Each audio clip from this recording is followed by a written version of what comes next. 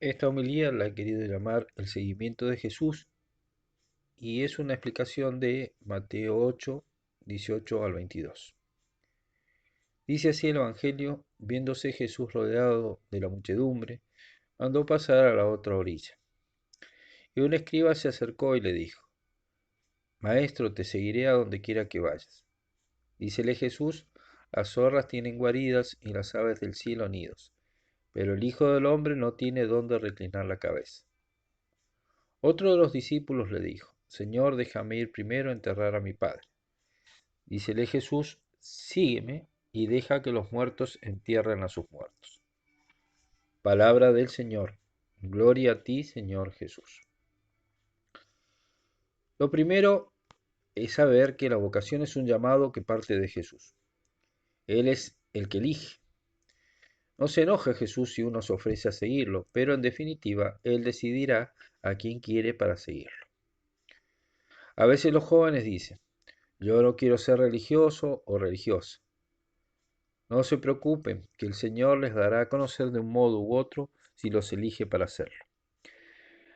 Hay muchos que quisieran seguir a Jesús en la vida religiosa, pero Jesús no quiere que lo sigan.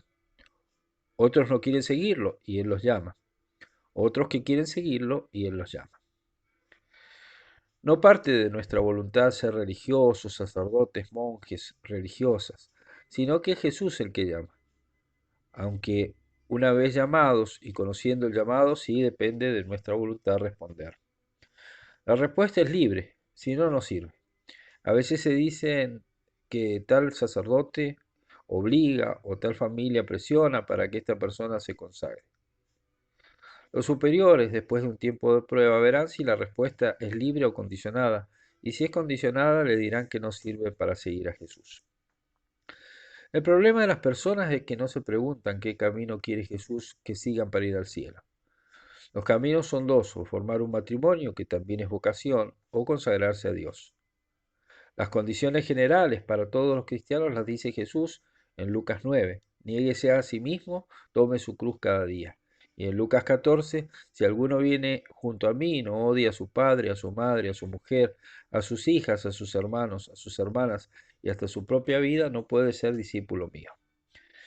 Pero para los que quieran seguirlo más de cerca o quieran buscar la perfección, como el joven rico, Jesús les dice: cumple los mandamientos. Ve, vende todo lo que tienes y dalo a los pobres.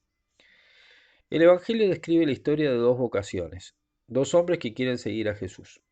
El primero quiere seguir al Señor pensando que la pasaría bien materialmente, junto al Señor.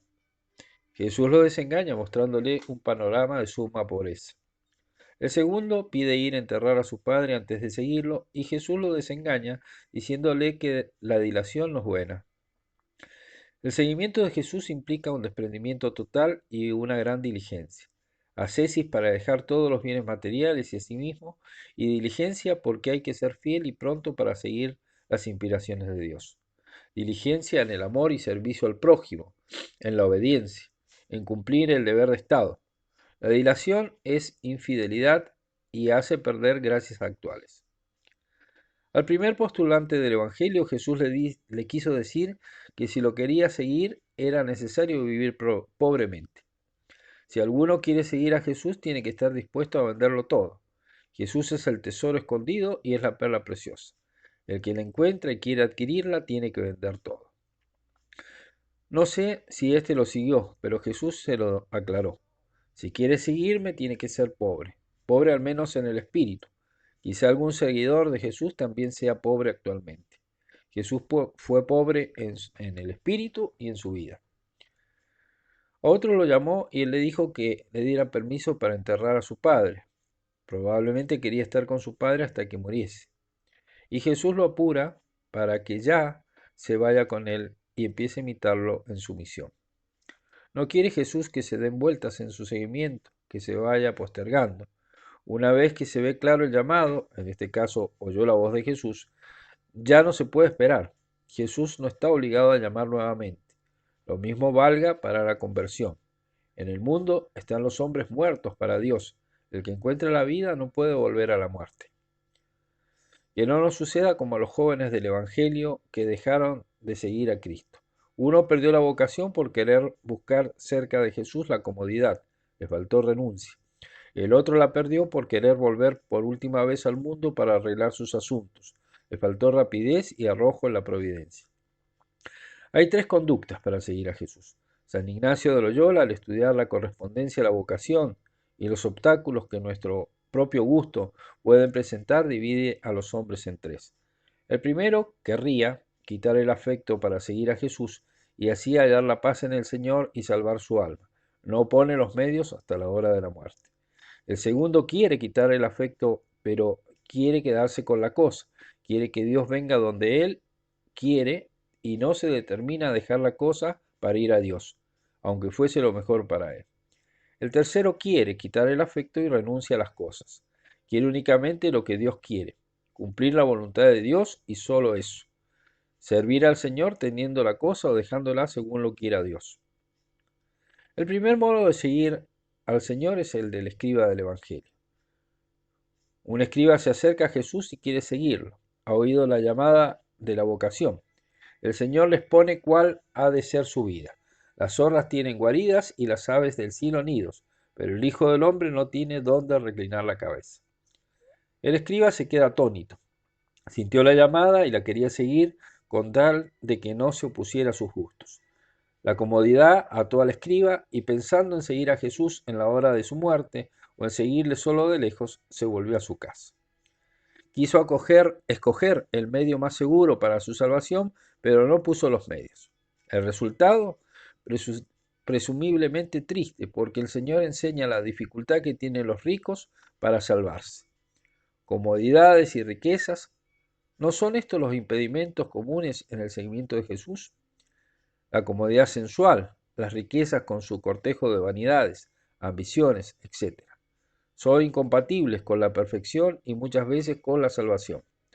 ¿Verdad que no somos más perfectos sola y exclusivamente porque no hemos querido romper con estas ataduras? Mis bienes son escasos, no importa. Tan atado estaba un pájaro por un cabello mientras no lo rompa como por una cadena, dice San Juan de la Cruz. El segundo modo de oír el llamamiento es el del hombre del relato evangélico. Lucas dice que fue llamado por Jesús. Le contesta, Señor, déjame ir primero a enterrar a mi padre. Esto es, que viva con él sus últimos años. Y él le dice, sígueme y deja que los muertos entierren a sus muertos. Es un ejemplo de la segunda clase de hombres de San Ignacio. Querían seguir al Señor, pero no quería seguir al Señor, pero no quería abandonar sus cariños o negocios. Quería dejar el afecto a las cosas, pero no las cosas. ¿No es esto un medio de engañarse? ¿Qué dejar el afecto es ese si no está dispuesto a dejar la cosa si Dios lo ordenase? La tercera manera de oír el llamamiento del Señor y que no aparece en este Evangelio es la de los apóstoles. Los apóstoles lo dejaron todo, sin regateos, poco mucho.